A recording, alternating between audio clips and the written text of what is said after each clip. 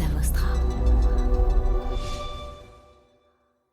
L'autre promesse finalement de The Economist, c'est de ne pas faire de la personnalisation de l'information. Se dire que le processus de publication, c'est sélectionner des faits, apporter une analyse sur des sujets que The Economist a jugé pertinents pour les lecteurs. Ce qui veut dire quoi ? Quand on lit The Economist, peut-être qu'on a des rubriques préférées, des thèmes préférés, mais rapidement, on va se remettre à tomber sur des sujets très pointus qu'on n'aurait jamais regardés.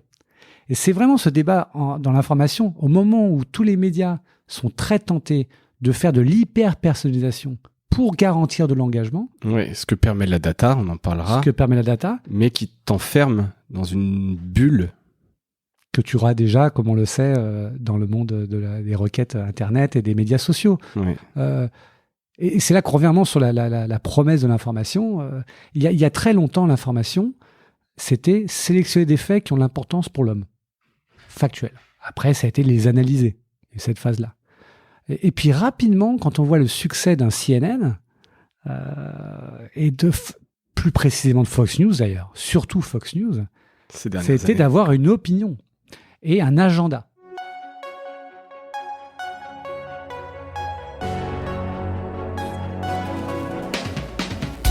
Bienvenue dans Mediarama, le podcast qui explore la galaxie des médias.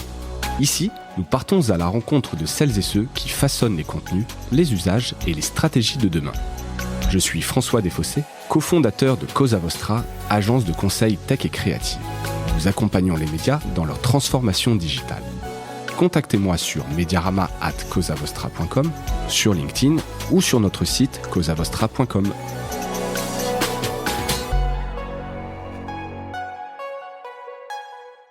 Bonjour à toutes et à tous, bienvenue dans ce nouvel épisode de Mediarama. Je suis ravi de recevoir aujourd'hui Stéphane Père, Chief Revenue Officer chez Pool, c'est bien ton poste, et ancien Chief Data Officer de The Economist. Autant vous dire qu'aujourd'hui, on va parler data, on va parler abonnés et décrypter un peu tous ces enjeux. Pour vous guider dans cet épisode, je propose 3 temps. Le premier qui sera vraiment un retour d'expérience de Stéphane chez The Economist, notamment la prise de conscience de l'enjeu de la data, la montée en compétences et ce qui est intéressant dans un média anglo-saxon. C'est aussi une chance de t'avoir pour ça. Deuxième temps de l'épisode, ton actualité, donc ton arrivée chez Pool, ce que fait Pool, le positionnement, vos chantiers, ta mission. Je pense qu'il y a quand même pas mal de choses à dire là-dessus, autour notamment de la data et des abonnements. Puis troisième temps de l'épisode où on parlera data dans les médias, puisque c'est quand même le thème de l'épisode, mais plutôt sur la France, sur l'état du marché, des solutions, les enjeux, de par ton expérience, toi, vu d'un média anglo-saxon. On sait que voilà, au début des années 2010, il y a eu une espèce de hype autour de la data, il y a eu beaucoup de désillusions, beaucoup d'investissements qui ont été faits probablement à perte. Puis aujourd'hui, il y a de nouveau des promesses, mais il y a des écueils. Donc comment est-ce qu'on peut construire une stratégie data quand on est un petit média, un moyen média, un grand média? On peut s'interroger un peu sur tout ça. Stéphane, bonjour. Bonjour. Rapide biographie pour te situer auprès de nos auditeurs. Tu as été une éminence grise chez The Economist, on va y revenir, mais bon, petit fun fact, je crois que tu as voulu aussi devenir batteur dans ta vie, j'ai lu ça, et c'est un endroit, donc c'était plutôt rigolo, t'étais pas forcément destiné aux médias, mais en tout cas, ce qui caractérise quand même ton parcours, c'est Internet. T'es arrivé très tôt dans les médias et très tôt dans Internet, chez Yahoo en France, on en parlait, c'était au milieu des années 2000, c'est ça? Ouais, 2005. 2005, donc les années fastes, après la crise de la bulle Internet début des années 2000, mais avec Yahoo comme un média et donc encore une belle puissance financière, encore un grand nom sur Internet. Et puis t'es passé assez rapidement chez The Economist, où t'as fait une grande partie de ta carrière, donc 2007-2019, où tu as eu plusieurs postes, mais donc le plus important en 2013, où tu es devenu Chief Data Officer, avec succès. Je crois que vous avez gagné un award à l'époque, le Smart Use of Data. Donc, a priori, t'es plutôt légitime pour parler de data quand tu as fait ça. Que l'équipe l'est. L'équipe l'est, exactement. C'est un travail d'équipe. J'ai du mal effectivement à croire que ça puisse être qu'une seule personne dans un média comme The Economist. Et désormais, tu travailles chez Pool, une start-up française basée à Bordeaux et Paris, sur laquelle on reviendra. Tu t'imaginais atterrir là il y a quelques années quand t'étais, on peut imaginer, je parlais d'éminence grise, presque au top sur ce type de poste dans un média assez fantastique, en tout cas qui jouit d'une sacrée aura. Et là, tu te retrouves dans une start-up. Alors, je vais pas dire une start-up inconnue. Dans les médias, on connaît un petit peu Pool, mais bon, c'est quand même une sacrée transition. Oui, c'est une sacrée transition, mais je pense que l'image éminence grise est un peu trop, est pas tout à fait adaptée. Le point commun, c'est la volonté d'avoir un impact. Ouais. Ça fait souvent sourire les francophones, c'est très anglo-saxon, make a difference. Exactement. Mais au final, c'est ça. Mon parcours chez The Economist, c'est un parcours en plusieurs temps, un parcours dans le sales, donc le commercial, pendant un petit bout de temps, de contributeur individuel à contributeur managérial, lancer une activité, donc une phase d'intrapreneuriat, puis ensuite devenir chief data officer, donc comment utiliser la data pour finalement améliorer le business de The Economist. Ouais. Et enfin, une dernière phase qui était l'innovation produit dans l'intelligence économique. Et donc, le fil rouge de cette carrière, c'est la passion pour le média et l'information, ma capacité, on va dire, à voir dans un marché qui se complexifie des opportunités, ouais. Donner envie d'aller saisir ces opportunités, fédérer et délivrer. Et quand tu regardes ce point-là, certes, le cadre dans lequel je l'ai fait, c'était très corporate, comme on dit, mais c'est ça qui m'anime. Et quelque part, avoir de l'impact sur une structure qui est lancée, qui est déjà dans une bonne situation, et la faire amener à un autre niveau, est vraiment ce qui m'excite. Deuxièmement, finalement, une carrière dans les médias, je l'ai fait dans des médias séparés à chaque fois. Canal+, Yahoo, The Economist. Donc là, tu te concentres véritablement pour tout faire sur un média. Là, rejoindre Pool, c'est la capacité finalement à contribuer à plusieurs médias en même temps. On cherche l'écosystème, enfin l'industrie totale des médias.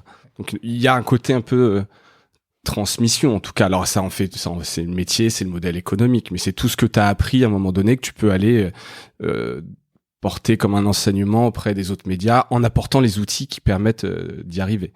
On va rester sur The Economist un moment, puisque c'est, comme je le disais, c'est un média qui est, en tout cas, depuis la France, mais je pense que c'est valable partout, qui est admiré, beaucoup copié. On a parlé récemment d'un newsmag français qui se lance sur le, enfin pas qui se lance, qui se transforme sur le modèle un peu de The Economist, qui a fait de la diversification, qui a une capacité d'investissement. Où en est aujourd'hui la The Economist? Qu'est-ce qui se fait un petit peu cette singularité et le fait qu'il soit comme ça sur un piédestal? On a l'impression qu'il est un peu seul. Alors, je dis seul, il y a d'autres médias qui réussissent bien, mais qui sont beaucoup plus gros. Le New York Times, le Washington Post, etc. Qu'est-ce qui fait ce côté un peu iconique de The Economist? Est-ce que c'est sa data? Est-ce que c'est son histoire? Comment est-ce que tu pourrais définir la The Economist? C'est surtout pas sa data. C'est surtout pas sa data. C'est la proposition de valeur, la clarté de cette proposition de valeur au niveau éditorial. Et la preuve, tu dis iconique. Donc ça veut dire que The Economist se distingue du marché. Et je pense que dans les 20 dernières années, beaucoup de médias se sont un petit peu dilués au niveau commercial en voulant aller se concentrer sur la pub, en voulant chercher plus de couverture, plus de puissance, reach, comme plus on de dit, reach, plus d'inventaire, encore pire en digital. Ouais. Là, on perd un peu. Et ce qui veut dire que The Economist a eu la force de savoir dire non. Savoir dire non à des sujets à traiter, savoir dire non à des stratégies commerciales publicitaires et se concentrer finalement sur, il y a une mission éditoriale depuis 1843 avec un agenda libéral. Assumé, oui, bien sûr. Assumé. Alors, le mot libéral n'est pas un gros mot. Effraie beaucoup de gens. Donc, c'est un libéralisme, on va dire, qui croit quand même à la nécessité d'une régulation des marchés. Ce n'est pas un libéralisme débridé.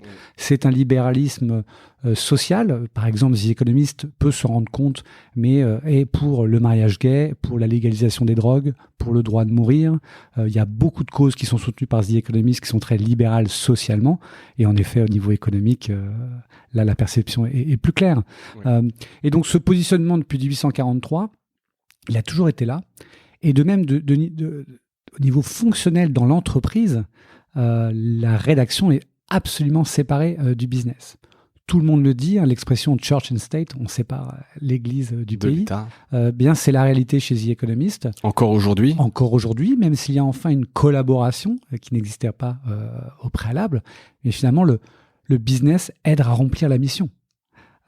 Et donc sans mission, sans contenu, sans bon contenu, sans audience, ouais. Quel message fait-on passer? Exactement. Donc je pense vraiment la force de The Economist, ça a été aussi un intégrisme éditorial, c'est-à-dire que il y a même un guide pour comment écrire dans le style The Economist qui a été publié, même pas en interne sur le marché.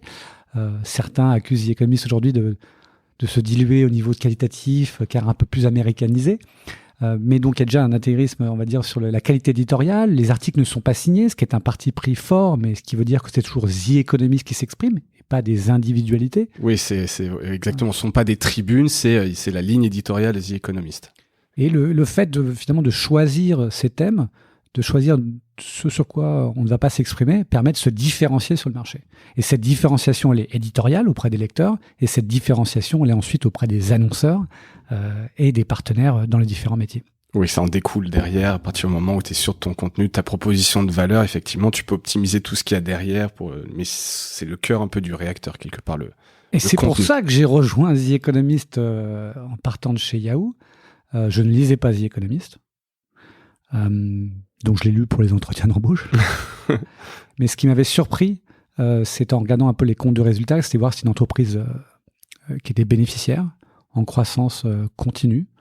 Ce qui doit être assez rare quand même dans les médias. Il faudrait les prendre dans le détail, mais je pense que tous ont subi des baisses à un moment donné. Bien sûr, alors qu'ils sont... Il y a de cette importance qui continue de croître.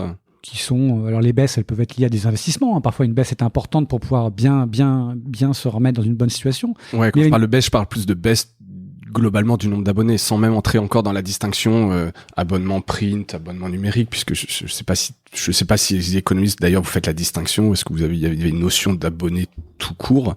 Mais je pense qu'il y a assez peu de médias qui n'ont pas subi de baisse du nombre d'abonnés.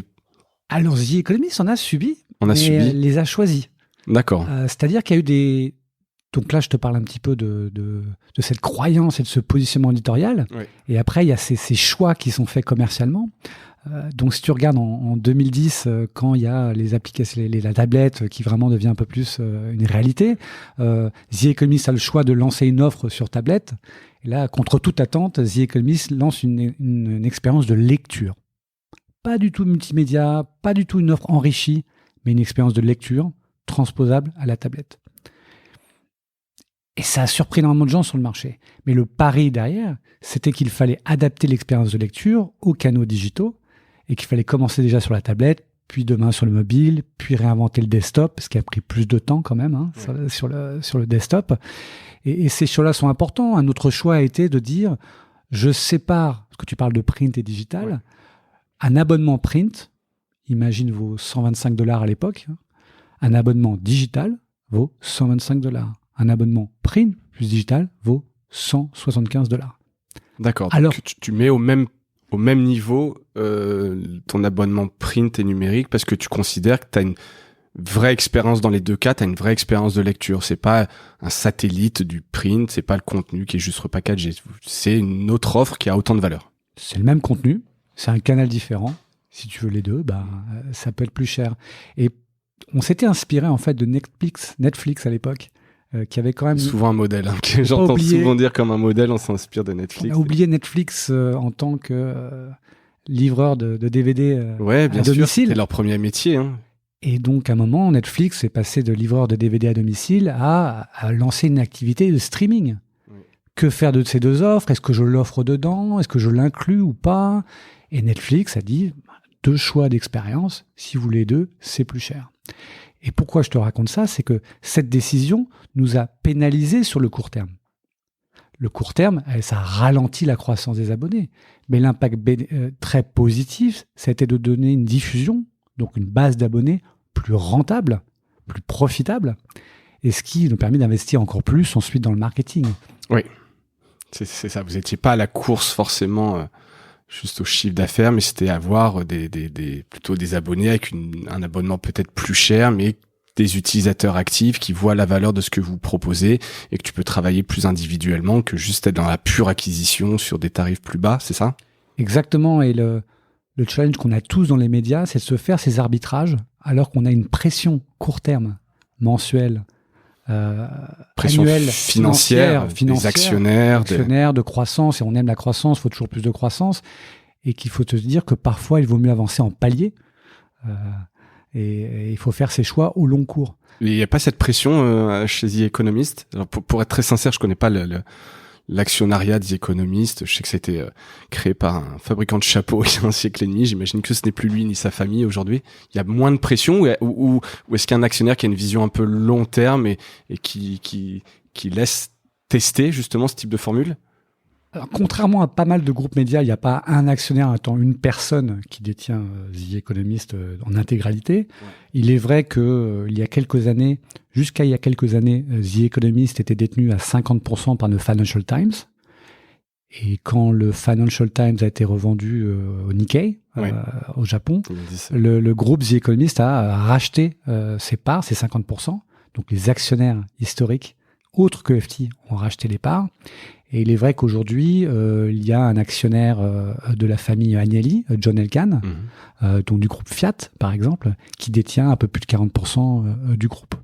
Mais ce qui est intéressant, par exemple, c'est que alors que cette personne, via son fonds d'investissement Exor, est montée à environ 40%, cette personne avait accepté de limiter ses droits de vote à 20% sur certains sujets. Ça c'est beau, on cherche toujours ça quand on est entrepreneur, mais je pense qu'ils comprenaient à un moment donné que peut-être c'est pas leur métier ou qu'il faut pouvoir tester et pas justement avoir trop de contrôle. C'est toujours un peu tricky comme on dit quand t'es dans un média, et ça permet de rebondir un peu sur la confiance dans les médias. Enfin, c'est pas qu'uniquement post pandémie, Covid, mais on traverse quand même un peu une crise de confiance dans les médias. On sent, alors c'est lié à plein de choses. Je pense qu'il y a notamment aussi ces histoires d'actionnariat. Moi, je suis ravi quand je vois un Xavier Niel qui reprend France Antilles, Nice Matin, évidemment Le Monde, etc. Mais et en même temps, se posent toutes ces questions un peu de confiance. Je parlerai pas de liberté de la presse parce que ça, c'est des sujets qui sont un peu compliqués. Je pense qu'en France, t'as une liberté de la presse. Alors évidemment, il y a peut-être des sujets. Je sais pas si inconsciemment, quand t'es journaliste, tu évites de traiter de certains sujets parce que tu sais que ça va pas plaire. Mais je crois absolument pas qu'il y ait une liste de sujets que t'as pas le droit de traiter parce que ça va pas plaire à l'actionnaire. Mais je pense qu'il y a quand même une perception. Là, je reviens plutôt dans la confiance dans les médias du public, où on a moins confiance dans les médias. Tu vois ce que je veux dire, on le sent, et on pourrait en parler par exemple, juste, je te laisse répondre, qui est pas vraiment un média, mais The Lancet, tu sais, cette revue qui pour moi, à titre perso, c'est vrai que j'avais un peu une confiance, pas spécialement dans The Lancet, mais dans le symbole de ce que c'était, et puis on sent qu'en fait c'est compliqué, on a de moins en moins confiance dans les médias. Oui, et alors la confiance est un des éléments de la crise. Je pense qu'il y a 3 grosses crises sur les médias.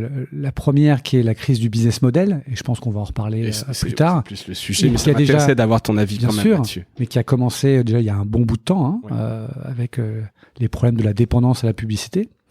La deuxième, et c'est celle que tu décris absolument, c'est une crise de confiance dans les médias. Cette confiance, elle est liée parfois à des questions qu'on se pose sur les actionnariats et les agendas. Il y a aussi un problème de confiance entre les sachants et les autres. Donc, on sent des populations dans tous les pays, en France, en Angleterre, aux États-Unis, où beaucoup de personnes refusent cette posture de sachant. Qui êtes-vous pour m'indiquer ce que je dois croire ? Et je pense qu'il y a une autre vague qui est en train d'arriver. Oui, le terme vague, malheureusement, est très utilisé en ce moment. Je m'en rends compte.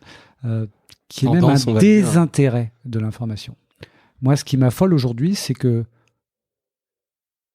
l'information se répète. On devient de plus en plus monosujet. L'histoire récente a imposé ces monosujets, le Covid, bien sûr, mais avant, c'était que les retraites, avant, c'était que les gilets jaunes, avant, c'était que les lois de travail. Et on est en séquences qui font une saturation, en fait, du traitement de l'info, et qui désengagent beaucoup de personnes. Et ce désengagement ne touche pas que ceux qui se disent « je ne fais pas confiance aux sachants », mais juste « c'est anxiogène, j'en ai marre ». Et je croise pas mal de gens qui sont normalement passionnés d'info, très éduqués, connectés, Et il y a un arbitrage qui se fait. Et ce qui est intéressant, c'est de te dire que l'arbitrage du temps passé avec des médias, aujourd'hui, c'est plus avec quel média j'ai envie de le passer, c'est est-ce que je préfère passer du temps à m'informer ou à jouer à Candy Crush. C'est vrai, c'est toujours ça, entre l'attention, l'économie de l'attention, mais le choix que tu vas faire, effectivement, si tu as un peu moins confiance, est-ce que tu veux aller passer du temps à lire des médias, ou tu te dis, bon, en fait, je suis pas sûr que ce soit vrai, il y a beaucoup de choses, c'est des séquences qui sont choisies par les médias, et tu fais autre chose. Et moi, je salue beaucoup l'initiative de Brut, qui, quand Brut s'est lancé, a voulu apporter un regard sur l'information plus positif, plus sur l'inclusion, les success stories de personnes qui réussissent. Ouais, tout ce qu'on appelle le journalisme de solution. Exactement. Il y a pas mal en France d'initiatives. Je sais plus, Monsieur de Boisregard, enfin, qui a une association. Il y a Benoît Raphaël aussi qui a fait ça chez Nice Matin. C'est des choses assez belles, effectivement, qui, en tout cas, peuvent redonner un peu de confiance et pas avoir toujours le côté un peu noir des news et le côté sensationnel. Sans être dans le monde de oui-oui. Non, c'est surtout ça. C'est pas, en fait, c'est le journalisme de solution, c'est pas dire tous les trains, montrer que les trains qui sont à l'heure, mais c'est s'il y a un train en retard, etc. C'est qu'est-ce qu'autour on pourrait faire de manière positive pour que les trains soient plus en retard, par exemple. C'est vraiment plutôt réfléchir sur des solutions que du béni oui, ça t'as tout à fait raison. Mais bon, je pense que chez The Economist, il y a peut-être moins cette crise de confiance. Alors justement, puisque le positionnement de The Economist, outre l'agenda et la croyance libérale, il y a aussi une approche éditoriale qui est le lien entre les sujets. The Economist ne parle pas de sport, ne parle pas de people, mais couvre des sujets tels que la politique, la finance, le business, l'international. Ok, ça c'est les sujets couverts. Mais le comment, c'est les liens entre ces sujets. Oui. Et l'impact d'une décision politique sur l'économie, la finance, les populations, les valeurs, plein de sujets. Donc il y a déjà cet axe qui est tiré à chaque fois. Chaque info va tirer des liens vers d'autres sujets, d'autres répercussions. L'autre promesse, finalement, de The Economist, c'est de ne pas faire de la personnalisation de l'information. Se dire que le processus de publication, c'est sélectionner des faits, apporter une analyse sur des sujets que The Economist a jugé pertinents pour les lecteurs. Ce qui veut dire quoi ? Quand on lit The Economist, peut-être qu'on a des rubriques préférées, des thèmes préférés, mais rapidement, on va se remettre à tomber sur des sujets très pointus qu'on n'aurait jamais regardés. Et c'est vraiment ce débat dans l'information, au moment où tous les médias sont très tentés de faire de l'hyper-personnalisation pour garantir de l'engagement. Oui, ce que permet la data, on en parlera. Ce que permet la data. Mais qui t'enferme dans une bulle. Que tu auras déjà, comme on le sait, dans le monde des requêtes Internet et des médias sociaux. Oui. Et c'est là qu'on revient vraiment sur la promesse de l'information. Il y a très longtemps, l'information, c'était sélectionner des faits qui ont l'importance pour l'homme.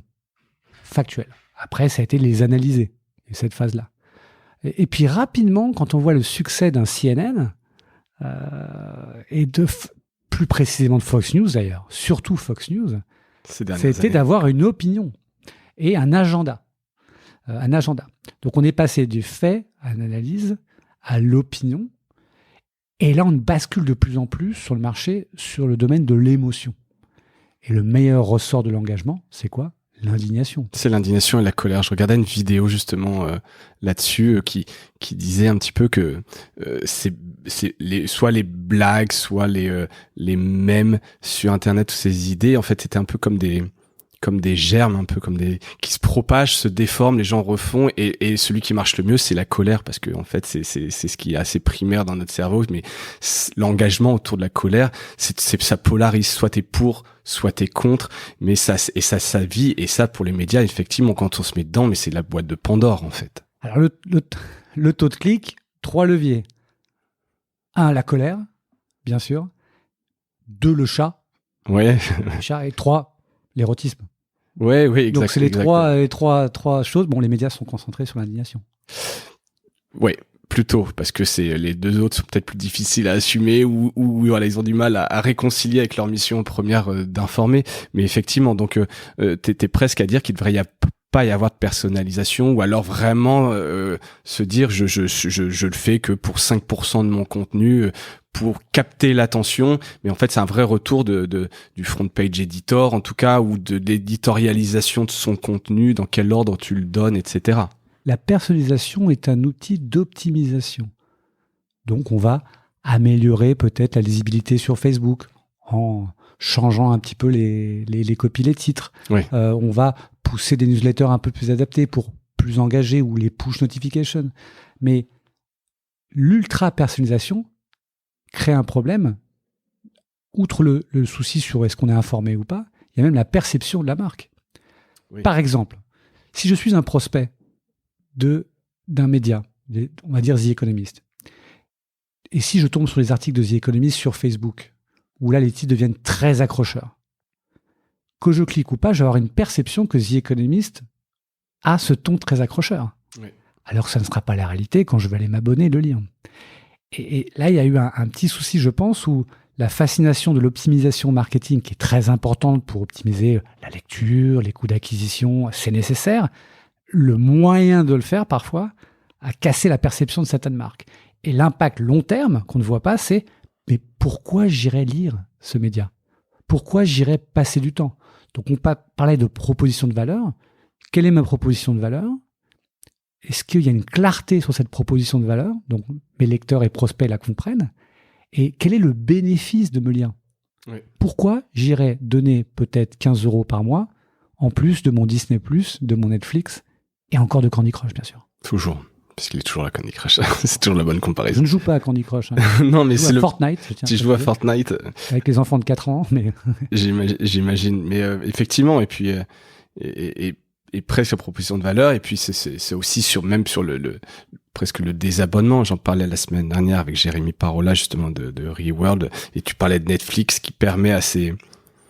Je crois ils ont annoncé qu'ils allaient désabonner 10% de leurs utilisateurs qui n'utilisent pas Netflix, en se disant, de toute façon, on veut pas prendre l'argent de ceux qui n'utilisent pas notre service, et on pourrait imaginer la même chose dans les médias, c'est se dire, on a une telle proposition de valeur qu'on ne veut, voilà, on a ce type de contenu, on veut pas personnaliser trop le contenu parce qu'en fait on a cette proposition, et puis si vous nous utilisez pas, on vous le fait savoir et on vous permet de vous désabonner notamment, tu vois. C'était le sujet du désabonnement, peut-être on en parlera tout à l'heure, mais il y a un vrai sujet autour du désabonnement. Je suis même persuadé qu'en faisant ça, ils vont réengager une partie. Peut-être, je pense, parce que ils ont perdu dans leur routine un petit peu l'usage Netflix, parce qu'il y a eu des changements comportementaux récemment, et que peut-être en disant, bon, ok, on arrête là. Ah, mais c'est vrai, en fait, c'est vrai, je suis abonné, je l'avais oublié. Et en fait, c'est le pire, voilà, faut pas l'oublier. Et je pense que la data, justement, le permet. Une bonne segmentation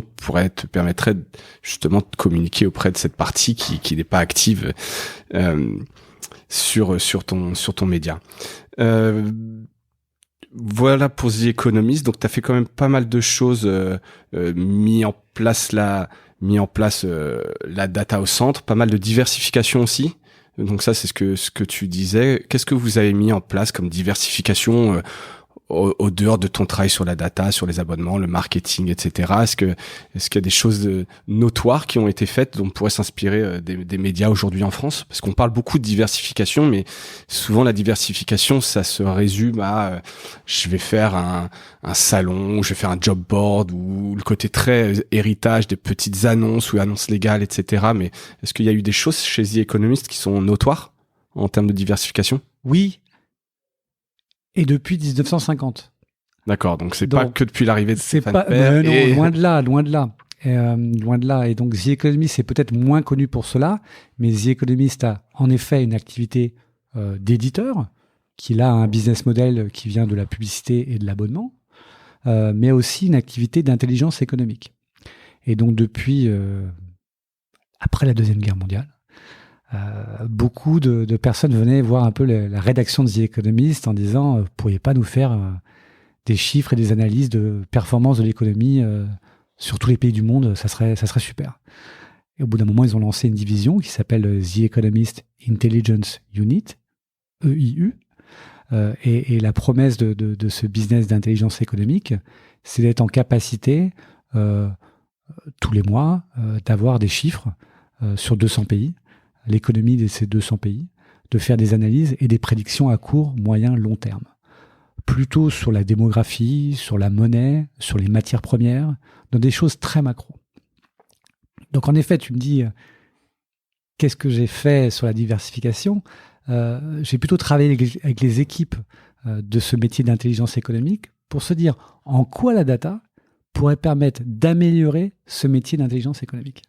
D'accord, donc là, pas la data de vos abonnés, etc., du côté éditeur. C'est comment toi, Stéphane, avec ta connaissance de la data, tu peux les aiguiller en leur disant, voilà le type de data qui peut exister et qu'on pourrait utiliser, et comment l'utiliser pour en sortir cette intelligence qu'on peut vendre derrière. Alors surtout pas moi, mais les data du marché. Car ce qui est assez intéressant, c'est qu'un marché de l'intelligence économique, c'est quoi ? Au départ, c'est avoir accès à des données de gouvernement, d'associations professionnelles, pour savoir les volumes de vente ou de production de pétrole, par exemple. Donc, c'est avoir accès à des chiffres officiels dans plein de pays. Donc, en 1950, c'était un peu un miracle d'avoir accès à... Oui, il n'y avait pas les portails d'open data comme on peut avoir aujourd'hui, où il suffit de se brancher. Tu es déjà sur le sujet, c'est que se dire, aujourd'hui, avec l'open data, n'importe qui peut rentrer sur le marché de l'intelligence économique. Oui. La donnée n'est plus une matière absolument exclusive. Après, il faut la capacité à la traiter. Et on peut se dire, mais oui, mais bon, The Economist Intelligence Unit a les meilleurs analystes. Les analystes, ça se débauche, ça se forme, ça s'automatise d'ailleurs. Désolé pour ce terme-là. Donc, en effet, il y a des choses comme ça. Mais de manière plus intéressante, si on se dit, quel est le job de l'intelligence économique ? Ce n'est pas une finalité en soi. L'intelligence économique est un outil pour les gouvernements, les établissements financiers, pour avoir un pouls sur l'économie, comprendre les tendances et anticiper des risques et des opportunités. Donc, quand tu entends ça, cette phrase très simple, tu te dis, mais maintenant qu'on est en 2020, quels sont les moyens que j'ai pour pouvoir faire le même job ? Et c'est là qu'on se rend compte que si on veut un pouls sur l'économie, on n'a plus besoin d'attendre quelques mois pour avoir des chiffres officiels ou de dire ce que l'OPEC va dire. L'OPEP sur le pétrole, tu peux le mesurer. Et alors comment ? Parce que là, je suis très abstrait. Concrètement, aujourd'hui, par exemple, avec l'essor des images satellitaires, oui, les images satellitaires ont été utilisées pendant longtemps, surtout par l'armée ou pour la météo.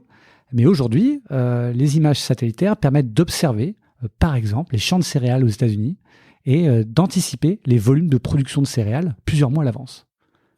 En mesurant le niveau de maturité des champs ou la surface, ce genre de choses, et croiser tu croises la température, la transpiration de l'eau, il y a plein de modèles à faire, et donc on arrive à anticiper des niveaux de production. Ce qui veut dire que certains en un avantage d'information, ils vont avoir une idée de la production à venir. Et comme on le sait sur ces marchés, le prix est le résultat de la friction entre l'offre et la demande. Donc connaître avant les autres l'offre, c'est un avantage concurrentiel. Donc, surtout les financiers sont mis là-dessus. Et si tu continues à regarder ce genre de cas d'application, ça veut dire quoi ? Que en ce qui concerne l'énergie, en ce qui concerne l'agriculture, en ce qui concerne les matières premières telles que les métaux, il y a des entreprises qui se spécialisent à observer, par exemple, des champs de production de gaz, de métal en Chine, en temps réel, en regardant le nombre de personnes présentes, pas dans le visuel, mais avec les GPS, en te disant, il y a personne ou il y a quelqu'un dans cette usine ? Ou il y a beaucoup plus de monde ? Ah, plus d'activité. Il y a des modèles qui sont créés, finalement, pour se dire, la croissance va venir, car il y a de plus en plus d'activité. Je vais te donner un exemple concret. C'est hallucinant, quand même, quand tu te dis que tu es capable de voir un instant T le niveau d'activité juste en analysant des photos et croisant toutes ces données. On peut se poser la question, où est la limite avec l'espionnage commercial ? Oui, presque. Car aujourd'hui, il n'y a pas de règle. La seule règle, c'est pas de résolution de satellite à moins de 10 cm, car c'est pour l'armée. Oui, mais une fois que tu as peux faire beaucoup de choses au-dessus de 10 cm. Voilà, compter des gens dans une usine, c'est pas un problème. Voir les camions, l'aller-retour des camions, etc., tu le vois. Donc, c'est 10 cm la résolution normalement, en dessous de laquelle c'est réservé à l'armée. Ouais. Normalement, comme tu dis. Tout à fait. Oui, le mot normalement. Je pense que c'est le cas quand même. Un exemple, si tu regardes une entreprise aux États-Unis qui s'appelle Walmart, donc dans la grande distribution. Un peu connu. Eh ben, certains traders se sont dit, est-ce que Walmart va bien performer le prochain trimestre ? Et le proxy qui a été utilisé, c'est compter le nombre de voitures en parking dans, imaginons, 30 000 Walmart. Voilà. Tous les Walmart des US. D'accord. On n'est même plus dans l'échantillonnage. On est sur la qui a réussi à faire, j'ai vu ces stats très intéressants, de corrélation directe entre le volume de trafic en voiture sur parking Walmart et les performances futures en termes de revenus.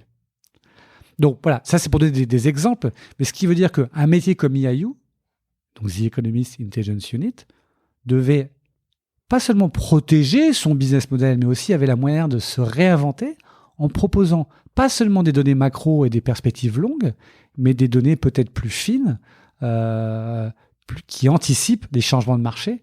Et donc l'idée, c'était de se dire comment on pivote d'une offre qui est des données sur les pays, les industries, les risques, à des offres qui suivent la chaîne de valeur des clients. À la fois, un client, il a besoin d'acheter des matières premières. Quels sont les changements sur ces matières premières? Un client a peut-être le besoin de choisir où mettre son usine et sa distribution. Quel est l'impact peut-être des changements climatiques avec des modèles? A le besoin peut-être de choisir ou ouvrir des magasins dans un nouveau marché. Et là, on regarde par exemple les données GPS pour voir les quartiers qui montent, qui baissent. Tout ça est fait sur mesure, c'est-à-dire qu'il y a un client qui vient vous voir. Alors on sort un peu des médias, mais ça m'intéresse en l'occurrence. Je trouve ça hyper intéressant. C'est quelqu'un vient vous voir en disant il a une problématique et vous êtes capable de monter une réponse sur mesure, ou non vous avez choisi quelques use cases et que vous répétez un peu à l'envie en l'adaptant à un secteur. Et puis là, à chacun de voir quel est son modèle. Mais c'est vrai qu'il y a 2 types de modèles. Généralement, c'est l'abonnement. On va se dire avec des mesures répétées hebdomadaires ou mensuelles auxquelles quelqu'un peut souscrire, ou il y a le mode conseil.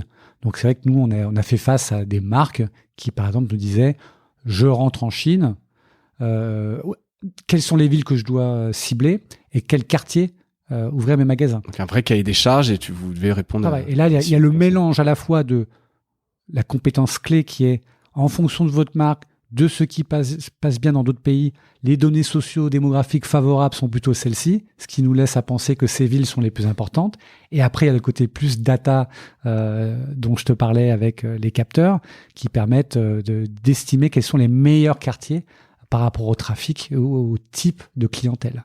C'est hyper intéressant ça comme modèle. Et il y a une circulation de cette info entre cette business unit là d'intelligence et le média, ou est-ce que c'est dit on est bon sur l'économie donc on devrait être capable de faire ça et c'est un autre business, ou est-ce qu'on essaye d'un peu de que les contenus puissent circuler, ou qu'il y ait un peu une logique entre les 2 business units, le côté éditeur et le côté conseil intelligence? C'était là très séparé. J'imagine qu'il y aura désormais peut-être plus de coopération. Et en effet, déjà spontanément, l'équipe éditoriale de The Economist elle-même de ce côté, a fait appel parfois à des données comme ça d'images. Un cas qui est intéressant, c'est il y a toujours des disputes en Asie sur la Chine qui va envahir ou non certaines îles. Maintenant, on arrive à avoir des stats avec la mesure exacte de la densité de construction sur toutes ces îles. On voit carrément les images de l'aérodrome, des buildings et l'évolution au fil des années. Oui. Donc ça, tu peux illustrer tes papiers. Donc on peut faire appel aux ressources de ce département-là pour illustrer des papiers. J'essaye de voir en fait, est-ce que toi tu penses entre les ponts qu'il peut y avoir quand tu fais de la diversification. Est-ce que tu te dis je peux acheter, je peux faire de l'immobilier, je peux faire n'importe quoi, ou est-ce que c'est mieux qu'il y ait un peu des ponts et que tu te dises il y a une espèce de cohérence quand même un peu dans l'idéal c'est la cohérence. L'idéal c'est la cohérence parce que tu joues sur tes forces. C'est ça qui est intéressant sur le sujet de la diversification, c'est en quoi je me diversifie vers un nouveau cas d'usage ou un nouveau type de client versus un marché complètement différent. Donc ici, c'est quand même l'information. Donc l'autre, c'était l'information au sens général. L'autre, elle est appliquée finalement à des clientèles plus professionnelles, mais ça reste quand même de l'information, quelque part. L'information économique, même si on peut aller un peu. Il y a eu des idées, bien sûr, comme tous les médias. Et si je faisais un club de vin? Et si je faisais un club de rencontres? Et si je faisais des voyages? Bon, c'est possible, pourquoi pas. Pour The Economist, ça collait pas trop culturellement. Il y a eu des tentatives, toujours avortées, mais des croisières, des croisières. Pourquoi pas, mais c'est quelque chose qui marche très bien dans les médias. Je le dis un peu, on pourrait penser que je rigole, mais c'est dans diversification, les croisières thématiques, c'est quelque chose qui marche très bien dans les médias. Il faut savoir bien le vendre, il faut bien les préparer. Alors souvent c'est des sociétés tierces qui le font, mais c'est une diversification. Mais la promesse, c'est quoi de ces croisières qui est très intéressante? C'est de l'information, avec toujours des experts. Exactement. Donc ce format-là peut se faire sur une croisière ou sur un événement. Par exemple, je sais que The Economist Intelligence Unit a mis en place un speaker bureau. Ça veut dire quoi? Que parfois on pouvait même booker un expert pour venir faire un speech de temps en temps dans un COMEX et donner une prospective. C'est hyper intéressant. Et pourquoi? Parce que oui, cette personne peut donner une analyse d'un marché très intéressante et on n'a pas les moyens d'embaucher à temps plein ce genre de compétences. Mais les avoir déjà pour 3 heures avec une bonne analyse, c'est intéressant. Donc je ne critique pas du tout les croisières. Je pense que le challenge des croisières, en effet, c'est les mettre en place et garder la qualité. Mais en fait, c'est une autre expérience de consommation du contenu. Finalement. C'est ça, exactement. Donc, il y a un peu de cohérence. Et pour finir sur The Economist, est-ce que tu as toujours des contacts avec eux? Est-ce que post-pandémie, post-confinement, ils ont été impactés? On sait que nous, en France, il y a quand même eu beaucoup de casse, parce qu'avec des audiences très belle, mais paradoxalement une baisse des revenus assez forte, parce que les annonceurs étaient peut-être un peu frileux. Alors The Economist est un peu à part, ils ont ce modèle d'abonnement. Est-ce que tu sais s'ils ont souffert, sinon ils traversent la crise sans problème? T'as toujours des rapports? Tu mettais tout à l'heure The Economist sur un piédestal. Ouais. The Economist, comme tous les acteurs des médias, a bien sûr été touché. Je suis bien sûr en lien toujours avec mes anciens collègues. Et oui, comme beaucoup l'ont vécu dans les médias, il y a eu un boom d'abonnements encore plus fort. Donc ça, c'était la stratégie d'avant qui était là et qui est encore plus payante aujourd'hui. Et bien sûr, The Economist n'a pas été épargné sur le marché publicitaire et de l'événementiel. Ouais. Ce qui a poussé le management actuel à devoir prendre des décisions de restructuration qui, à mon avis, de toute façon, étaient latentes et amenées à venir et qui sont un petit peu accélérées sur une diminution de la taille de l'équipe en charge de la publicité et des événements, bien sûr. Tu dis latente, je rebondis là-dessus parce que, en fait, de par la maîtrise, la techno, t'as moins besoin de ressources, ou c'est parce que dans le mix revenu, l'abonnement est prépondérant et en fait, il y a moins besoin de ressources? Derrière le mot latent, j'avais l'idée de structurel. C'est-à-dire que structurellement, la publicité est un axe important, mais qui diminue dans la part de l'entreprise. Elle est toujours importante. Mais aujourd'hui, par exemple, on se rend compte qu'en quelques années, on est passé de 60% de revenus pub versus 40% abonnement à l'inverse, donc 60% abonnement versus 40% pub. Et quand on regarde le marché de la publicité, à l'époque, il y a longtemps, il y a 10 ans, c'était surtout des pages dans le magazine, des bannières, donc de la publicité classique. Aujourd'hui, l'effort en publicité est beaucoup plus fragmenté. C'est la somme de pubs classiques, de sponsoring, de contenu pour les marques, d'événements sur mesure, beaucoup plus de boulot, moins de marge, pour arriver à une part du mix encore plus faible. Donc c'est sûr qu'en termes de contribution financière, la part de la pub était avant le leader. Moins intéressant. Moins intéressant. Donc c'est quelque chose qui est important, mais... Donc ils rationalisent. À un moment donné, on se dit on n'a peut-être pas besoin, on arrête certains postes où c'est moins rentable, même s'il y a du chiffre d'affaires derrière. On va faire par exemple que du contenu sponsorisé et faire moins de programmatique, etc. L'histoire le dira, je n'y suis plus. Ces décisions ont été prises en mon absence. Mais en tout cas, oui, en effet. Même The Economist a dû se restructurer, bien sûr. Qui dans l'absolu n'est pas étonnant, les business quand même changent et effectivement je pense que de temps en temps tu es obligé de te réorganiser, et même si t'es une belle maison tu peux pas garder tout le monde, il faut que ça corresponde un peu au business. Merci pour ce premier chapitre, entre guillemets, première partie sur The Economist. On va passer donc à la deuxième partie qui est plus ton actualité. Ça fait donc, comme tu le dis, quelques semaines, 5 semaines, tu me disais tout à l'heure que tu arrivais chez Pool. Pool, alors je vais exagérer parce que je sais un peu quand même ce que vous faites, mais je pense que Pool est vu dans le marché des médias, pour ceux qui le connaissent en tout cas, comme un paywall dynamique. Qu'est-ce que c'est un paywall dynamique? Est-ce que Pool n'est qu'un paywall dynamique? Qu'est-ce qu'un paywall dynamique? Et puis qu'est-ce qui a fait derrière? Peut-être tu pourras nous raconter que tu arrives chez Pool, qui sur le papier est un drôle de mouvement, un beau challenge en tout cas. Je pense qu'avant de te répondre sur qu'est-ce qu'un paywall dynamique, je vais peut-être te dire pourquoi un paywall dynamique. Pourquoi un paywall dynamique? Et on le sent, tu vois, dans notre conversation depuis le début, que dans ce changement de marché, les médias ne peuvent plus être dépendants, comme ils l'ont été, sur la publicité en termes de revenus.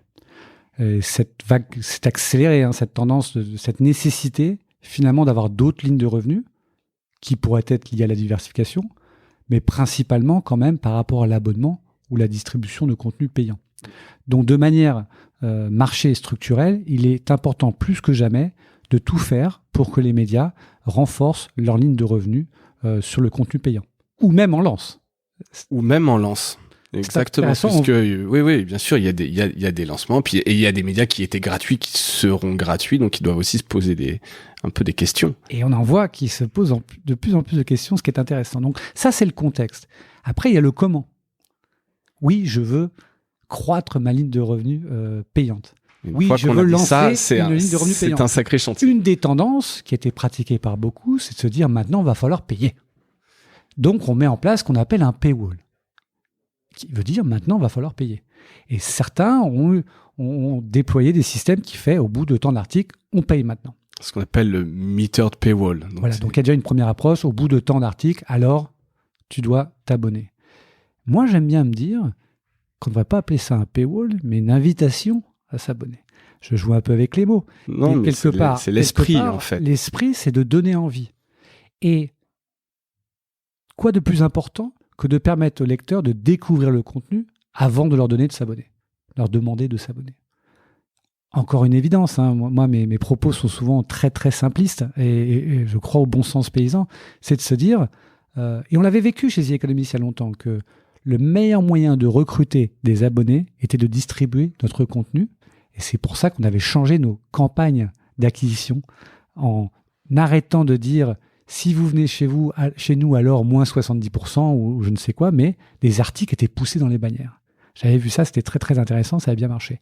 Et quelque part, mot tarte à la crème, mais l'engagement est le préalable à l'abonnement. Il faut donner envie pour qu'une personne s'abonne et ensuite il faut former l'usage. Oui, parce que tu vas pas spontanément, il n'y a pas de peu d'achat d'impulsion sur l'abonnement à un média, en tout cas, effectivement, sans l'avoir testé. Donc, longue digression, mais pour te répondre maintenant à la question, donc, le paywall est un outil, mais le paywall dynamique veut dire qu'on va fixer des règles en fonction du niveau d'engagement. Donc, par exemple, si tu es quelqu'un qui vient la première fois sur un site, on va te laisser découvrir le contenu. Si tu es quelqu'un de très engagé, alors il paraît pertinent de te proposer de t'abonner. Et donc, c'est ça que Pool fait.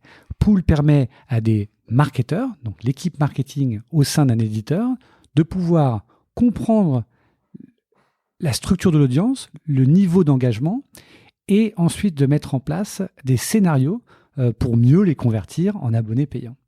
Et la méthode la plus classique, c'est de se dire, si je lance une activité, par exemple, je ne vais pas proposer à tout le monde directement de s'abonner, mais je vais peut-être d'abord me concentrer que sur les fans.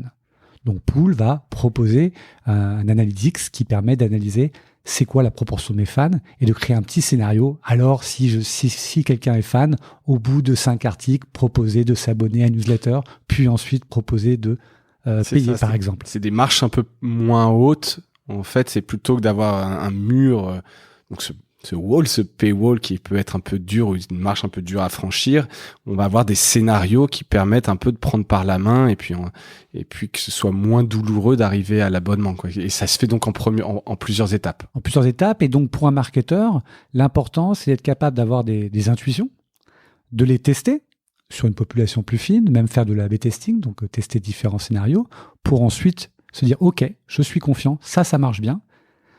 Et donc, je vais l'implémenter à plus grande échelle. Et c'est là que c'est important, les différentes approches de solutions.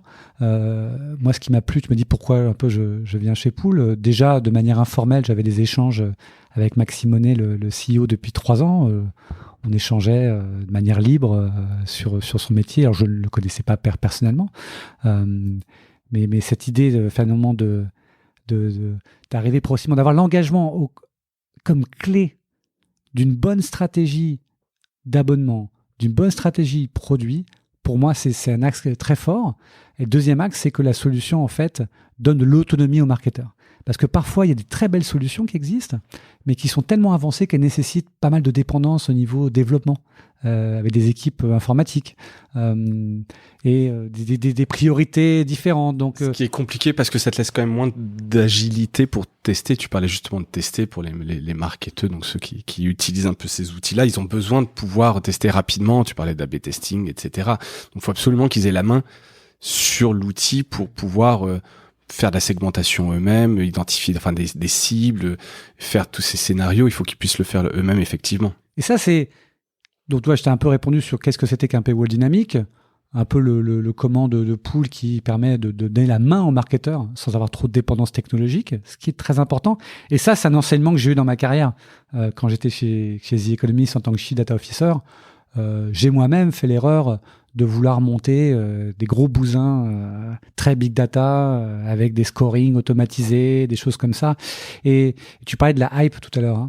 Ouais, exactement. Sur la hype suivie de la désillusion, un petit peu. Il y a eu cette hype de l'automatisation, du big data. Les DMP. La DMP, alors j'ai beaucoup bossé sur la DMP. Et moi, j'ai vu des cas d'usage formidables sur la DMP. Mais au final, aujourd'hui, il est plus important, je crois, de comprendre ce qu'on fait.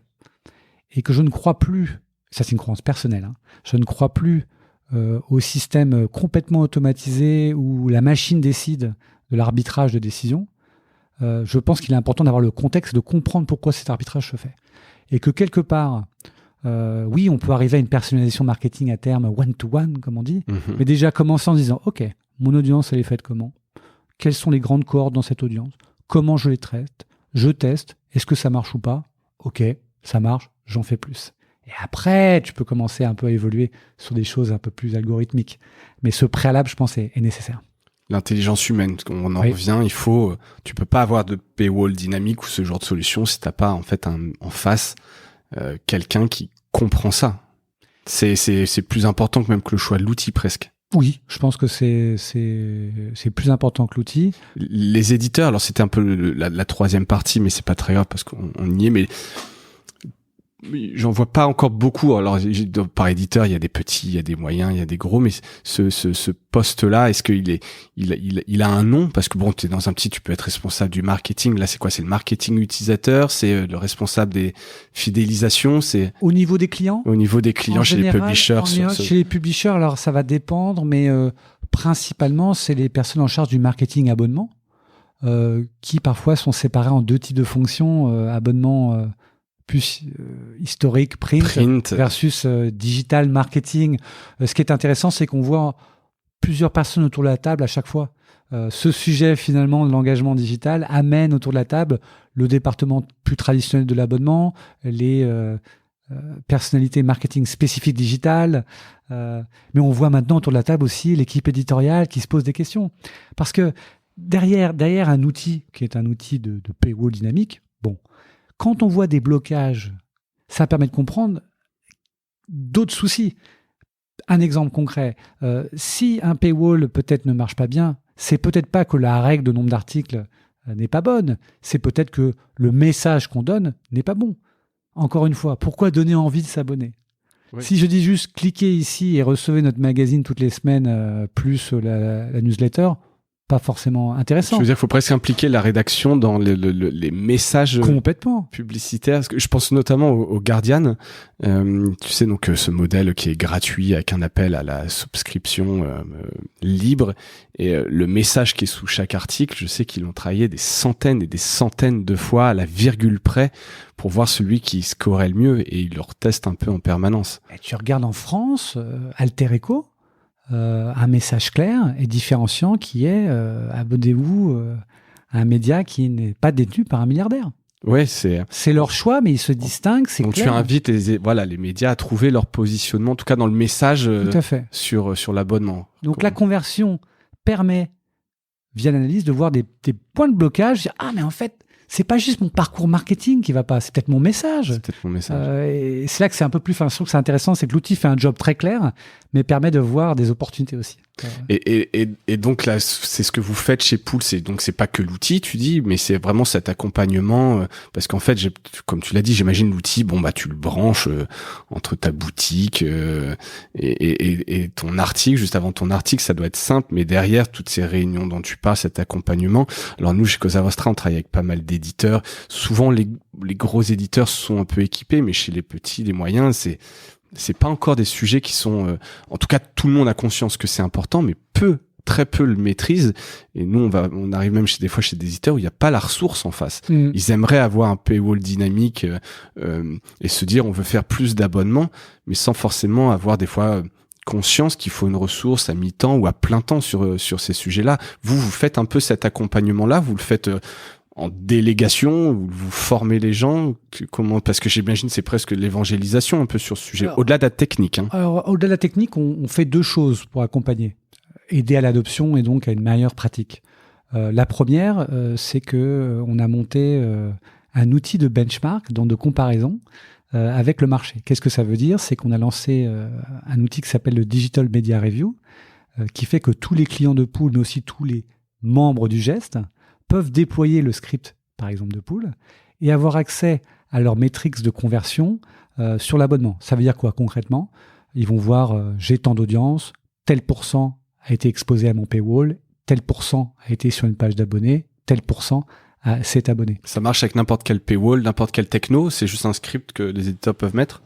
Là, c'est le script de la techno Pool, mais tu n'es pas obligé d'être client de Pool pour déployer ce script. Ouais. Mais ce qui est intéressant, le bénéfice, c'est quoi? C'est que la personne qui fait partie de cet outil pourra se comparer par rapport à la moyenne du marché. Si je suis un acteur de la PQR, comment je me compare à la moyenne du marché PQR? Et aussi, comment je me compare versus les autres qui sont peut-être en mid-third, comme moi. Et encore une fois, c'est dire, tiens, là je convertis super bien, mais il y a un énorme... Mon taux de conversion est super faible entre ma page abonnée et l'abonnement.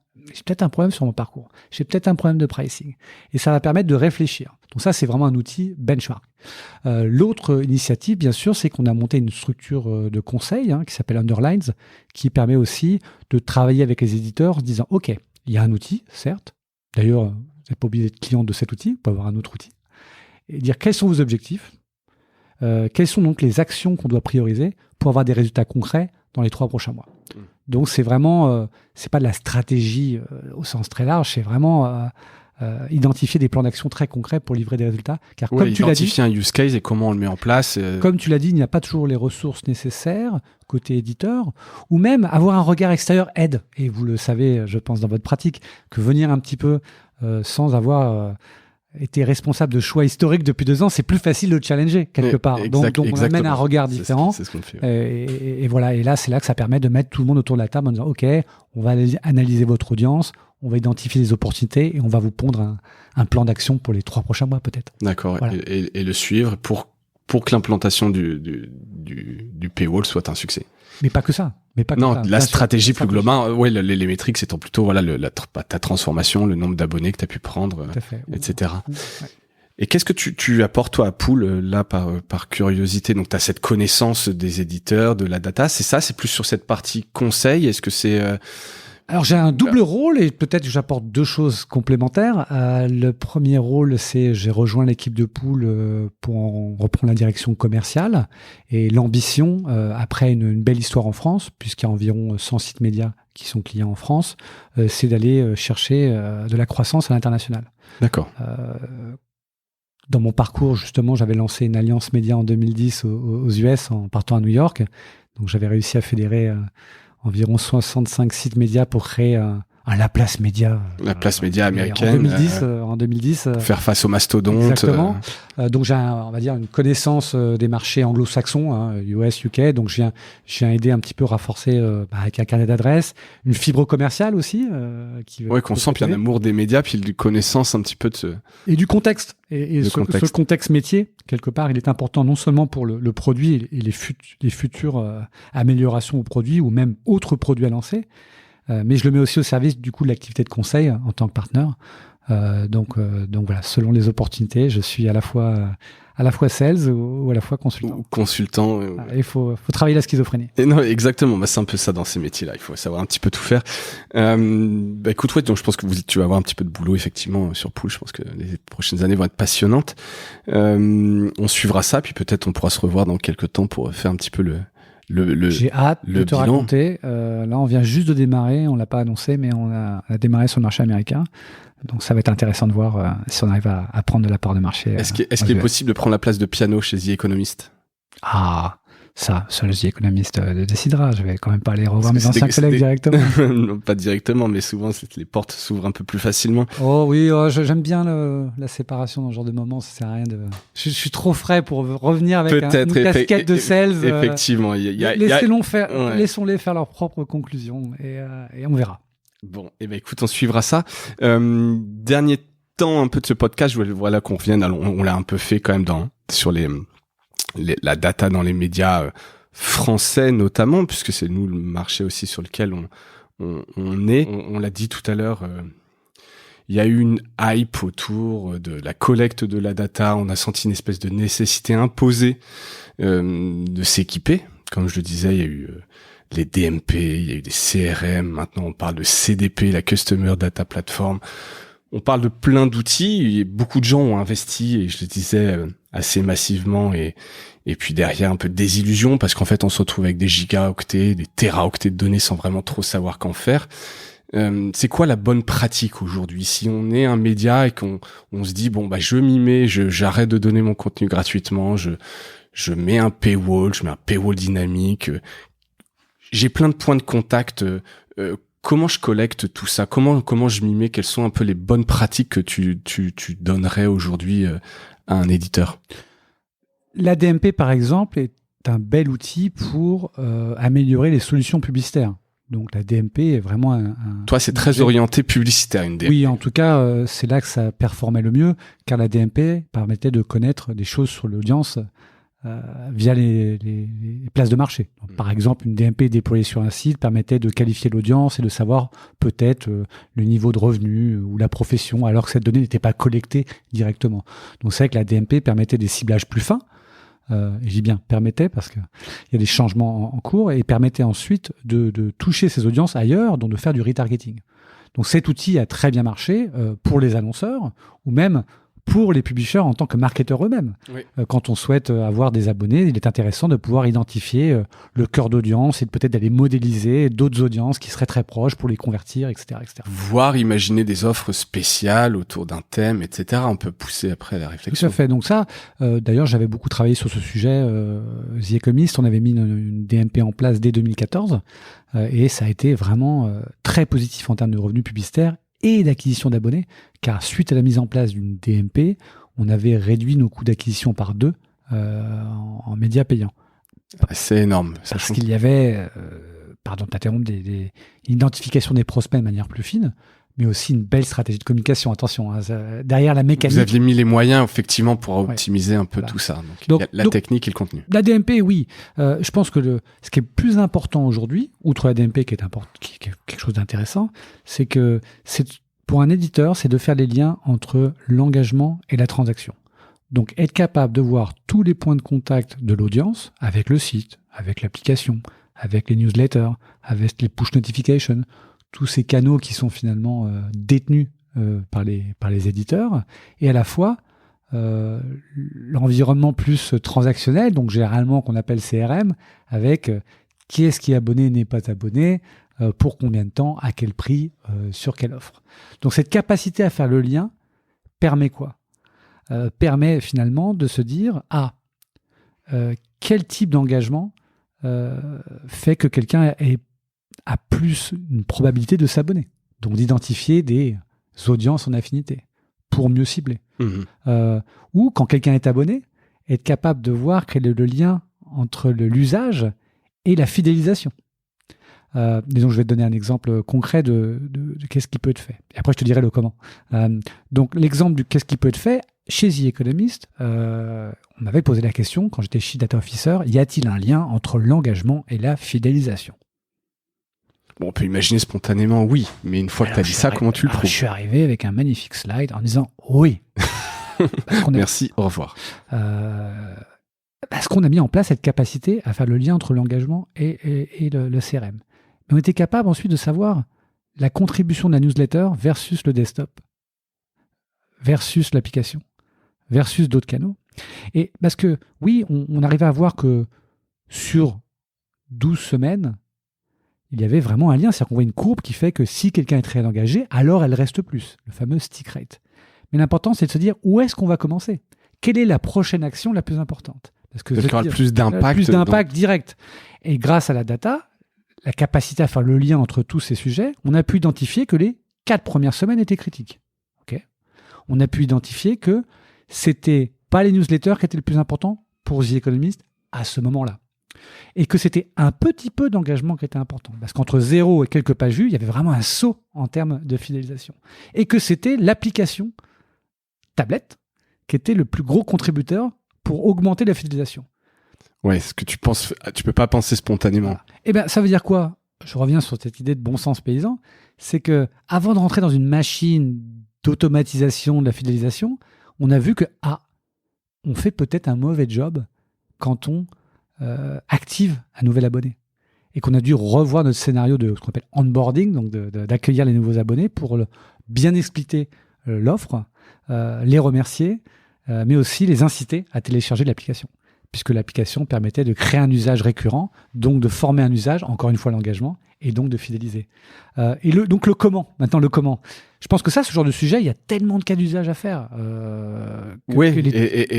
Certains éditeurs sont un peu perdus, en fait, effectivement, en se disant comment commencer, est-ce que je peux me le permettre, est-ce qu'il y a des choses très simples à mettre en place très vite, sachant qu'elles ont pour la plupart déjà de l'analytique, du Google Analytics ou de ce genre de choses, sans aller investir des centaines de milliers d'euros. On a eu le cas, on travaille en ce moment pour le développement de sites d'un bel éditeur de taille moyenne, presque plutôt thématique, on va dire, et en faisant un peu le tour des gens que je connais dans le marché pour leur dire si aujourd'hui tu devais refaire, parce que la plupart sont sur des grosses solutions, parce que j'ai l'impression quand même que quand on est un éditeur, il y a le côté un peu rassurant de travailler avec une grosse plateforme, on prend pas de risque.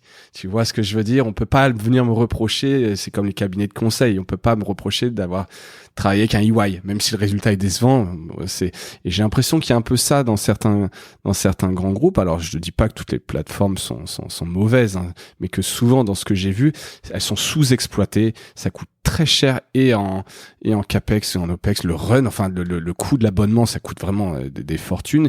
Et la plupart m'ont dit, ouais, mais si je devais le refaire, j'irais sur un truc très simple. Je prends juste un petit cloud, que ce soit Amazon ou Google, je branche 2-3 tuyaux et ça fait le job.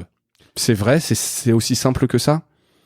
Deux réponses. La première, c'est que normalement, je suis contre faire quelque chose soi-même. Je pense que les éditeurs ne sont pas des acteurs de la technologie. Alors ça, c'est intéressant, parce que des fois, moi, je dis un peu l'inverse. Quand je vois, par exemple, le normalement. le Wash...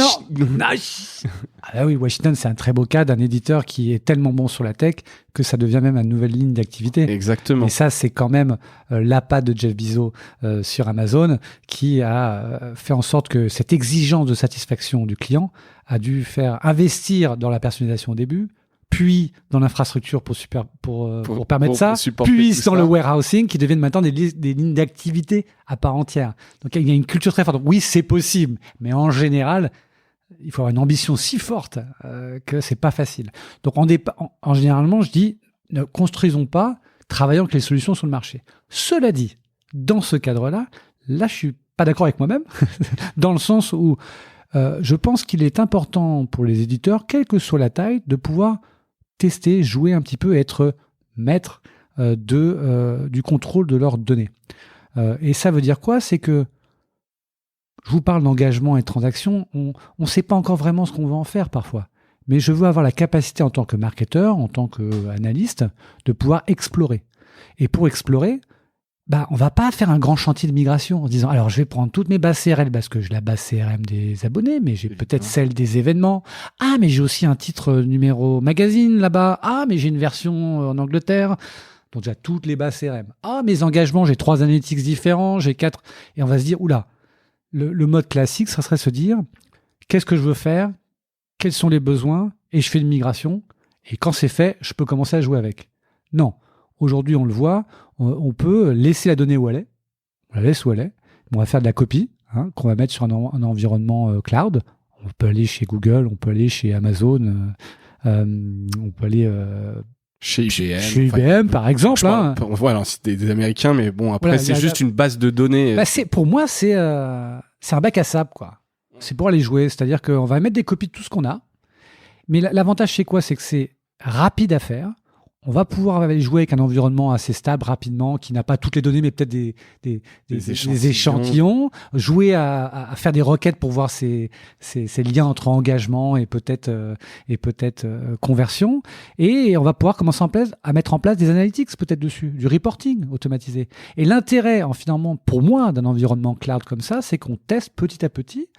On met les dépenses de manière progressive, en voyant déjà de la valeur, on itère, et on peut travailler avec n'importe qui sur le marché. Il est vrai que l'avantage d'aller travailler avec une plateforme, c'est le côté tout inclus, par exemple, mais là, je pense que la donnée, elle doit rester dans un environnement privé client dans une interface cloud, et ensuite, on va rajouter des briques, des applications de différentes plateformes pour jouer. Ouais. C'est ça, des connecteurs, en se disant, on va automatiser l'output. Une fois qu'on a la segmentation, je l'envoie directement vers mon canon à email pour envoyer les bonnes listes, etc. Mais quelque chose de très itératif au final. Et ça, tout le monde peut se le permettre a priori. Oui, les coûts ne sont pas si élevés. Il y a beaucoup de gens pour aider à le faire. Ça, c'est important. Et ça permet en fait à l'éditeur de se concentrer sur comment j'utilise la donnée et pas comment je migre la donnée. C'est ça.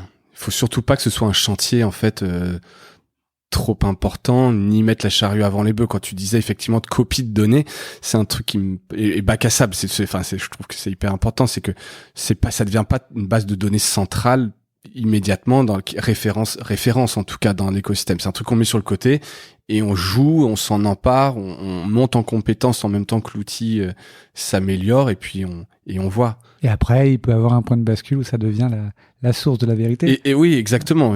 Ces plateformes justement le permettent.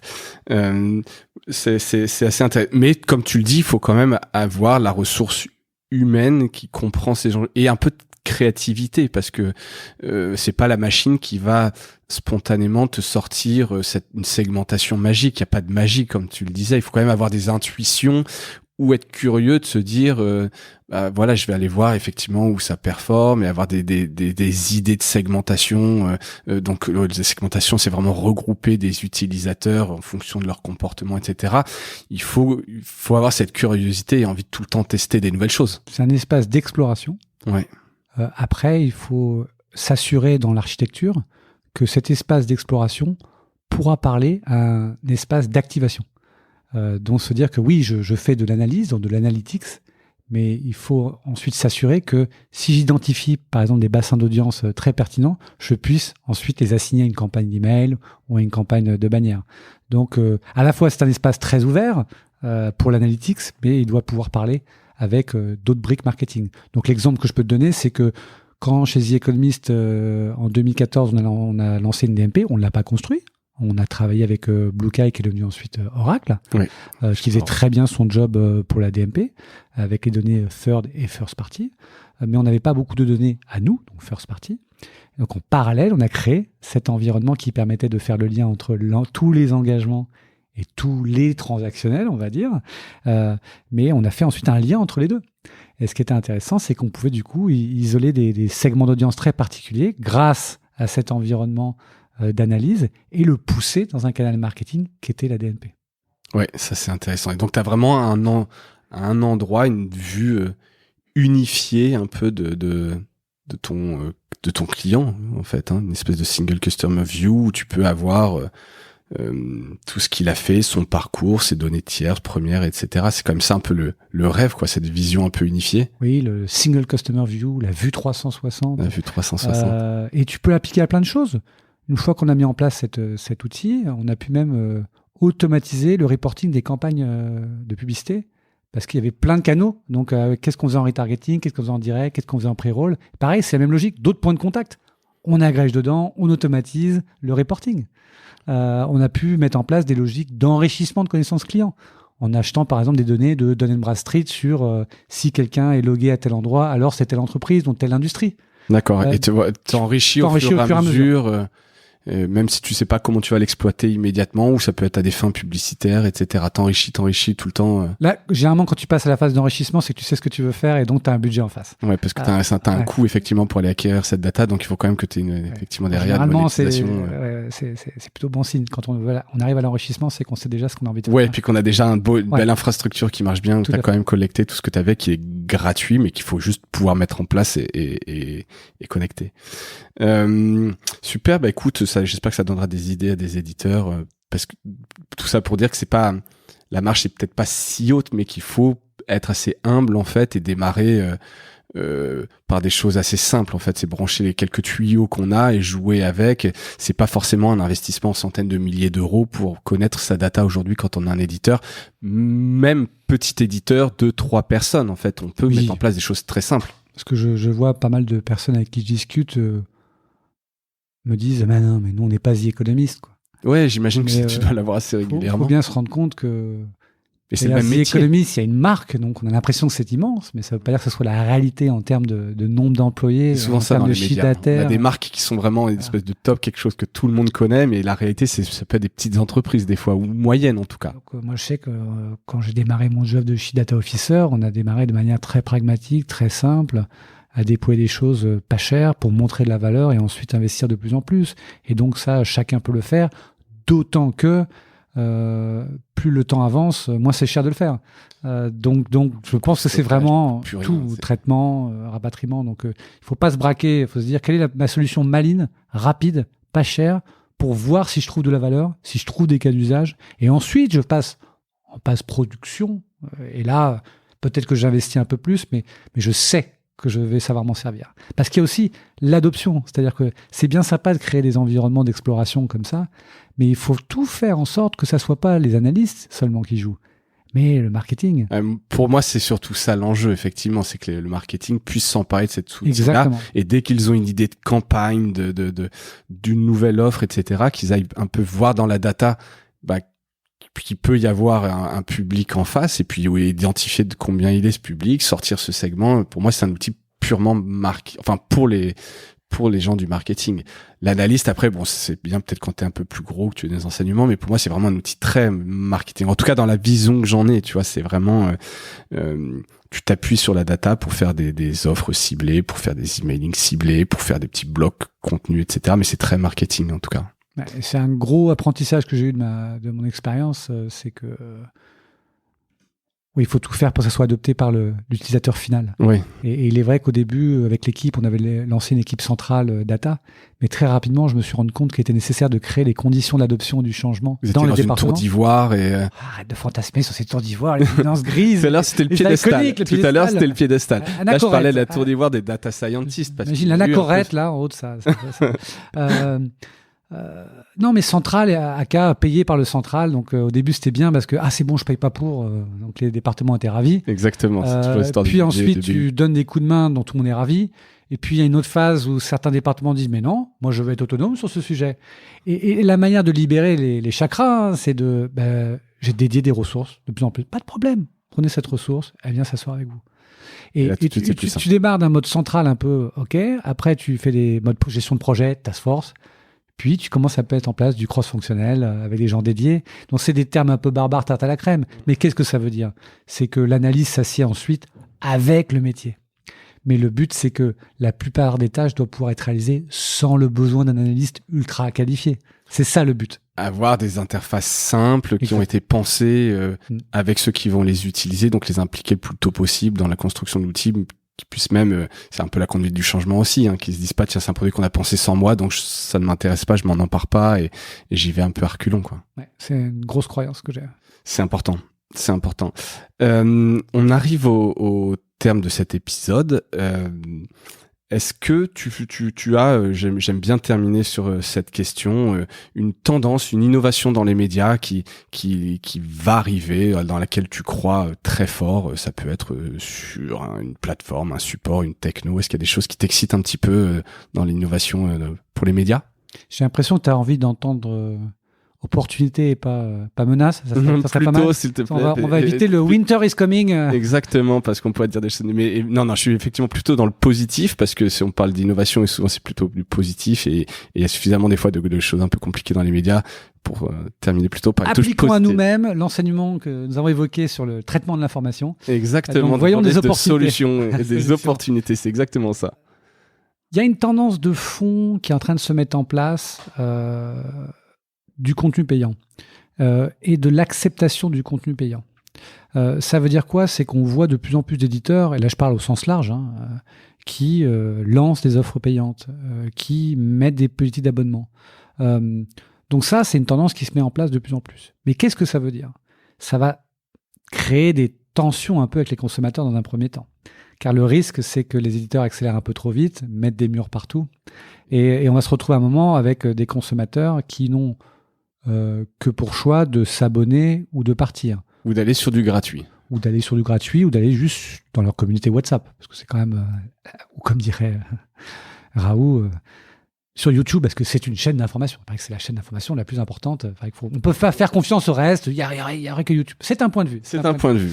Donc à la fois, il y a une opportunité parce que je sens que les médias vont enfin créer du contenu payant, donc améliorer leur copie, la clarté, donner envie, convaincre de s'abonner. Ce qui est la publicité que j'ai vue sur Reddit pour Le Monde fait de la pub sur Reddit. Je trouvais ça déjà plutôt cool parce qu'on parle pas beaucoup de Reddit en France, j'ai l'impression. Et ils mettaient vraiment l'accent sur le fait qu'ils produisent beaucoup moins et qu'ils recrutent beaucoup de journalistes.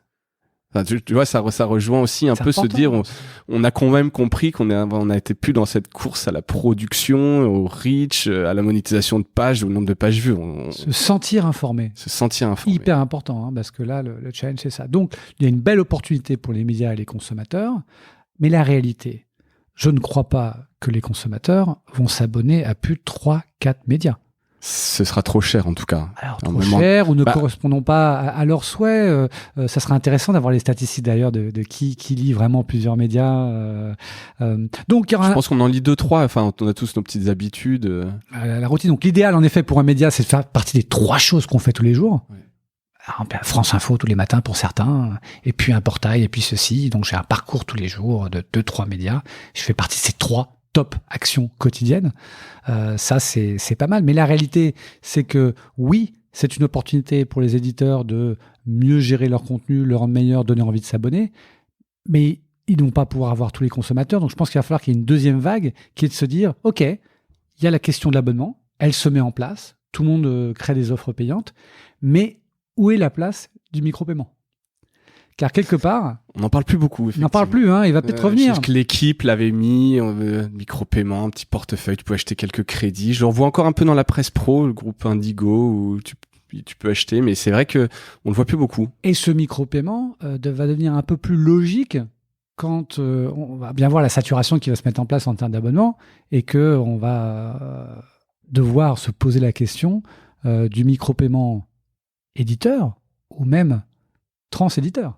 Ah, la martingale ou le serpent de mer, effectivement, le Spotify de la presse. Alors, il y a 2 choses, parce que le Spotify de la presse, c'est déjà un modèle qui existe, qui se met en place. Regardez Premium, par exemple. Ouais, que je suis depuis quelques mois, j'ai rencontré. Et ce modèle-là, c'est de se dire, je suis fan d'information, et donc je m'abonne à une offre unique qui me permet d'avoir accès à plein de médias. C'est un modèle, tout à fait.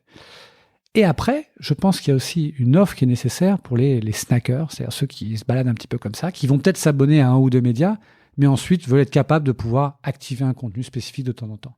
Donc on va voir ces modèles entre abonnement mieux fait en site individuel, des nouveaux modèles en effet d'agrégation avec abonnement, ultra-abonnement, et pour beaucoup d'autres qui ne sont pas forcément des gros consommateurs d'informations, la capacité à pouvoir aller acheter quelques articles par-ci, par-là. Et tu penses que les éditeurs sont prêts ? Parce que tu vois, on parlait de Press Reader qu'on a représenté chez Cosa Vostra pendant quelques années en France.